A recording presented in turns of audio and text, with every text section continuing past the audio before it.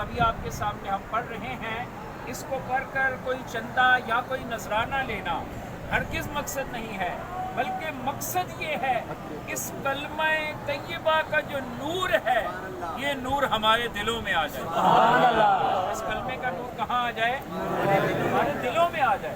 آقا کائنات، مولائے کائنات، فخر تاجدار انبیاء، خاتم المرسلین حضرت محمد مصطفیٰ صلی اللہ علیہ وسلم نے ارشاد فرمایا، من قالا لا الہ الا اللہ محمد الرسول اللہ صلی اللہ علیہ وسلم فدخل الجنت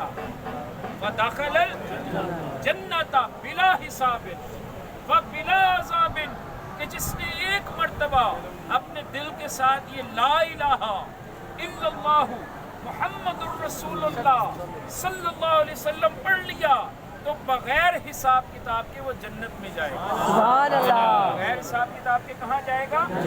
جنت میں۔ لیکن شرط یہ ہے اس زبان کے ساتھ ساتھ یہ دل بھی کلمہ پڑھے، یہ دل بھی کلمہ ادا کرے۔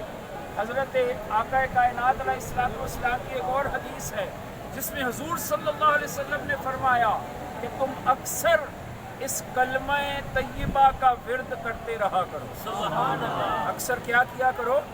اس کلمہ طیبہ کا ورد کرتے رہا کرو، اس سے ایمان تازہ ہو جاتا ہے۔ اس سے کیا ہوتا ہے؟ ایمان تازہ ہو جاتا ہے۔